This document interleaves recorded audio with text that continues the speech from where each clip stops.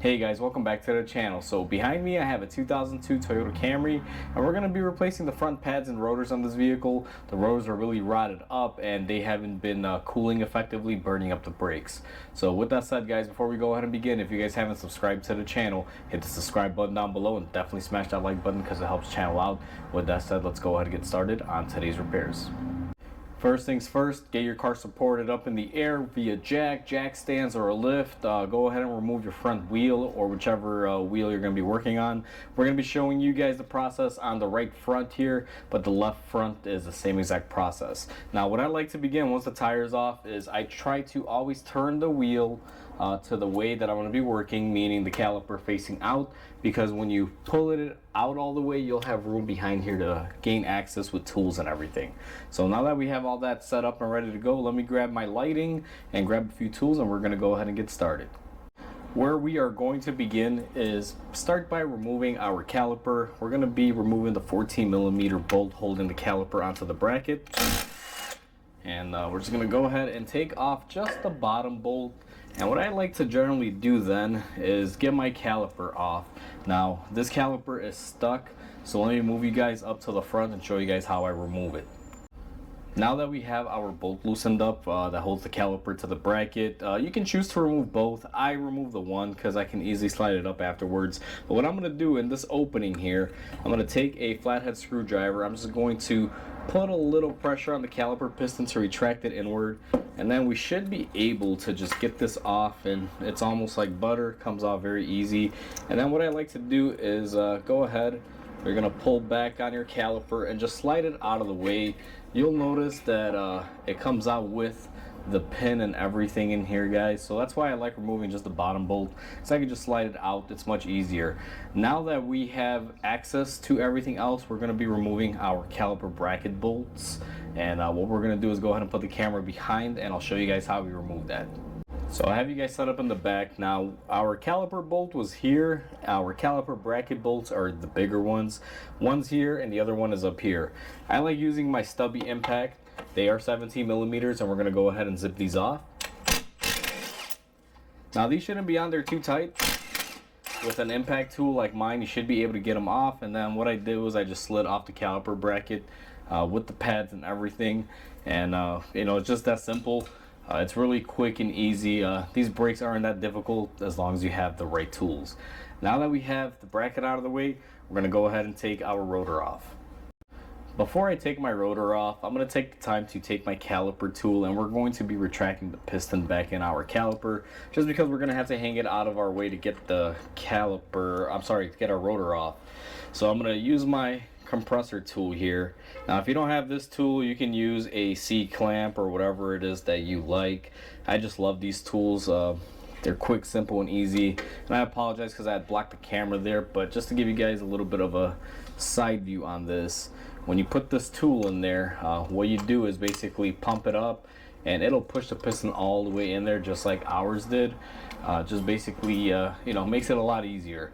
Now that we have that done, I'm going to put you guys back up front here where we should be, and I'm going to take a caliper hook, and what I need to do is just get this caliper hanging out of our way so we can go ahead and remove our rotor. So what I'm going to do is just hang it out of the way like this. Hopefully it holds. Doesn't seem like she's going to want to work with me here, so let me do it this way. We got it out of our way, so now we can hammer and everything. This caliper does not fall. Never let these hang by the brake lines. If you let a caliper hang by the brake line, you will wind up damaging it, so just be very mindful of that, guys. Best practice is to hook it out of the way or zip tie it out of the way somewhere. Now to get our rotor off, we're just going to have to simply beat it off. All you're going to do is take a hammer. Now normally if you're going to reuse it, you would want to hit the center area. Since these are going to be trashed, they're glazed mirror finish, you guys can see. I'm going to go ahead and just hit them anywhere I can. So just like this. Usually about 2 good solid hits with a nice sized hammer will be enough to do the trick. And you just go ahead and take off your rotor. Now there are some things that I'm going to do off camera, and I'm just going to mention it just because I don't want to make this video too long. You want to be able to clean the hub area here. If you have a wire brush or some sort of rotating tool, I like using my die grinder, and what that is is basically this guy right here. It has a cookie on there, and simply what I do is come in here and I go ahead and remove any rust from my hub. Now I'm gonna do this off camera because, like I said, it can take a little bit. Don't want to make the video too long, but just do note that what I'm gonna do is clean it all up, and then I'm gonna put my rotor back on. To put the rotor back on, you just go ahead and slide it into place. It's really easy. The way it comes off is the way it goes in. The reason why I put my rotor off right after I clean it up is because I put a little bit of fluid film on here just so the new rotor doesn't stick onto the hub flange, and helps keep preventing it from rusting. Alright, so I went ahead and I got my area cleaned up, sprayed it with some brake cleaner and a little bit of fluid film to keep this from rusting on there. Then I used a lug nut and an old axle socket to help hold this into place. Now that our rotor is on, what we're going to be doing is just cleaning the surface of the rotor. Now, I already cleaned the back side, but I did want to show you guys this quick snippet. What I do is take some brake clean and just spray it over your rotor surface. Take off any of the packaging oils or any smudges that you might put on it from handling it. Now, I clean it before I put my pads on, and then after I install everything, what I do is before I put the wheel on, I give it another cleaning just to be sure that there's no grease or anything from the whole process of doing the brakes. Now that we have this all said and done, it's time to focus in on the bracket. So we're gonna go ahead and clean up and lube up our bracket areas. So we have our caliper bracket on our bench. Still has the brake pads in there because these are seized up. These brakes, they're not worn down, but clearly they're junk. What I like to do is take my hammer, just tap them and get the old pads out, just like so. And you know, they can be a little challenging. Sometimes they'll be frozen on. They're pretty good. And what I like to also do is remove my old hardware. Just get these clips out of the way. Now, before you go ahead and break these off there, like I'm just grabbing them, make sure your new brakes come with them. Because if they don't, you're gonna have to buy them or reuse them. But I always recommend replacing your hardware. Key general rule is if you buy a set of brake pads and they do not come with the hardware in the box, you probably shouldn't be using those brake pads. They're probably junk. The good quality brands always give you the hardware. Sometimes they'll even give you these little rubber bushings and everything. But for the most part, they at least include the little brackets that go in there. Now that I've had my rant about brake pads and clips, one thing that we're going to be doing here, guys, is we need to clean up our slide areas. The slide areas are going to be these areas here. I use a wire brush, and I also have a 1/4 inch brush on a spin impact tool here, my Milwaukee 1/4 inch driver. So you're going to want to do your best job here. Now, I wish I had a sandblasting cabinet because I could clean these more effectively, but the wire brush gets all the rust off, knocks it off. If I have to, I'll come in here with my angle grinder. Sometimes these surfaces will never become all nice and clean and 100% fresh unless you do have a a way to sandblast them. But that's one thing we're going to be doing before we go ahead and install our hardware on, which is going to be these guys that we just took off. Now, another thing that we're going to have to do is go ahead and pull out your pins. Now, you can tell this car has been sitting for a while. There's virtually no grease on here, and this is pretty nasty looking. So I'm just going to go ahead and give it a wipe, and automatically we're missing a little rubber isolator here. That's probably long and gone, and to be honest with you, I didn't know that it was going to be missing, so I might have to order some and come back in and put those in there. But for the sake of this video, I'm going to keep rolling. There should be a rubber piece on here. Make sure your brakes have that. If not, I need to order a bushing kit, and they'll come with them. They're very small. Now, I'm going to clean up this part of it on my wire wheel because that shouldn't be as rusty as it is. It'll keep it from sealing up in here. So I'm going to go ahead and clean that up, and then we're going to get back to our bracket. Alright, now we got our pin nice and cleaned up, and I actually did go ahead and order that bushing, but for video purposes I'm just going to keep rolling forward and show you guys. Now, one thing I like to do is clean up with some brake cleaner inside of the areas where our pins go, because sometimes there will be rust and debris in there. So I just use some brake cleaner. Just take out the brake cleaner and make sure it dries up. Now I'm gonna give this a minute to dry up, or you could come in there and you could blow it out with a blow tool if you guys have one. Now, I do have one, so I guess I could show you guys this process as well. Brake cleaner dries with air, so just go in there and blow some air, and you'll be able to get off anything that's in there. Now, I'm going to take our pin. We are going to clean it up and make sure you remember where it came out of. This one came out of here, and I like putting some grease in there with our brush. Make sure your brush is clean, and then we are going to grease up our pin. Be very generous when greasing up your pin. Now this one I'm not going to go too extreme. I'm just going to show you guys a quick demo of this, because we do have to go back in there, clean it up again, and put that bushing. With that bushing missing, what'll happen is it could lead to some vibrations, and I definitely don't want our customer having any of those, so we're going to go ahead and take care of that.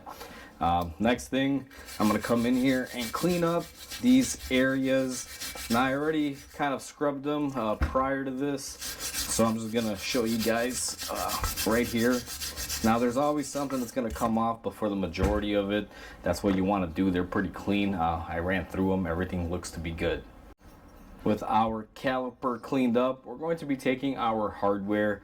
Now this is a great debate here, guys. A lot of people say that you should take some grease and go ahead and grease up underneath where they go.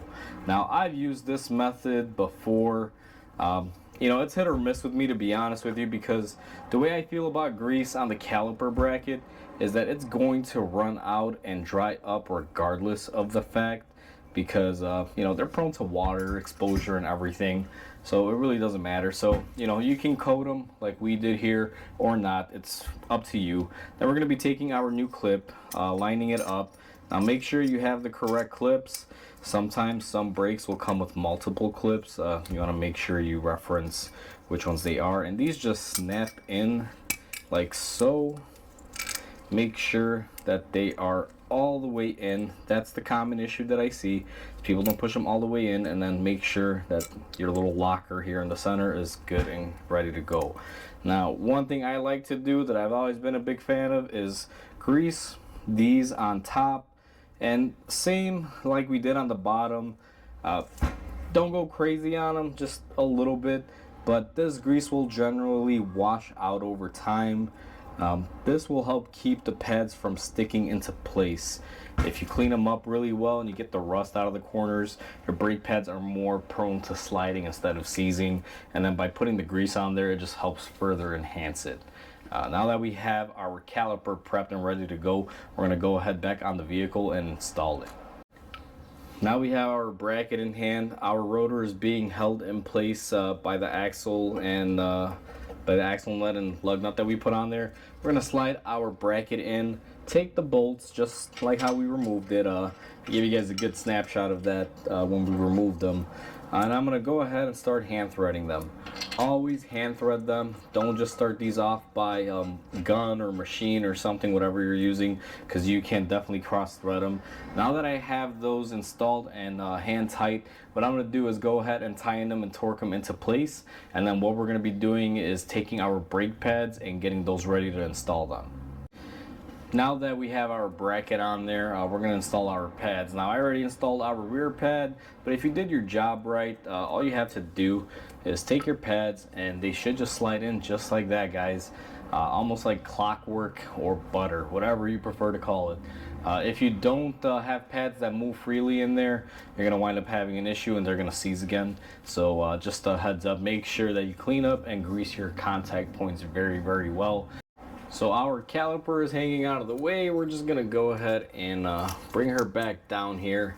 Now we already retracted our pistons on it. So what I'm going to do is clean up our pin. Make sure you get off any grease that was old on there, and you want to use some brake cleaner. Now I'm gonna spray some brake cleaner on a rag, just because I don't want to drench my new pads that are right below us with brake cleaner. You're going to want to clean that up, and I like cleaning up just a quick wipe along the piston and the little fork areas of our caliper. And next thing I'm going to do is take my new grease. Now this is a high temp ceramic caliper and brake grease. It's really good, it lasts a long time, plus this stuff is really thick, it does not wash out. This is a specialty thing, guys. You don't want to just put wheel bearing grease on your brakes. I've seen those seize up pins and cause a bunch of issues. What I also like to grease up is the inside of the finger areas of the caliper. Not a whole lot, just a little bit of cushion wherever there's any contact points. And also I put some on our piston here. Now you don't want to put a lot, really. I mean, even if you get it in there like kind of sloppily like is happening with mine, because this brush needs to be thrown away, I need to get a new one. But you just want to give it a nice coating just like that. And once you have your coating and everything put on there, what you're going to want to do is go ahead and take your caliper and just go ahead and slide it in. Make sure your brakes, everything are into place, and just go ahead and lower it just like that.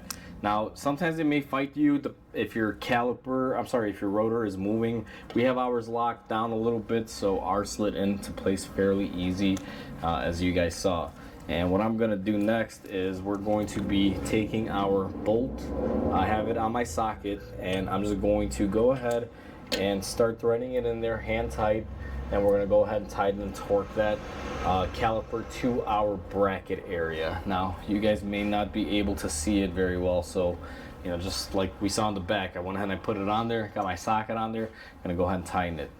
Once you tighten up your caliper and everything is good, what I always like to do is go ahead and just straighten my wheel up. And the back of our rotor has been cleaned and we haven't touched it. I'm going to go ahead and take off the axle nut and lug nut that I used to keep the rotor in place. And I'm just going to go ahead and give it a light wash. Now these are a little difficult sometimes, but I try to move it around and clean up any areas that may have gotten greasy or dirty. There will be some spots just like that. Once it's cleaned up and ready to go, you can put the wheel on, tighten it up, and your brake job is complete. Alright guys, so we are all said and done. That's how easy it is to do front pads and rotors on this Toyota Camry. All Camrys of this vintage are the same, even Corollas. You can use this video for pretty much a good variety of cars out there that are Toyotas. They all basically have the same brake system, just either smaller or bigger depending on the size of the vehicle. But either way guys, it's quick, simple, and easy. Make sure you clean up your areas very well and lubricate everything correctly. And always make sure your brake pads come with hardware. That's the key takeaway from this video. And if you have all of that, your brake job should go pretty easy. And you know, just like you saw, it wasn't that bad. It was quick, simple, easy. So either way guys, with that said, hopefully you guys enjoyed this video. Hopefully this video helps you guys out. Please comment, like, and subscribe because it definitely helps the channel grow. Hope you guys have a wonderful day, and I'll catch you guys on the next video.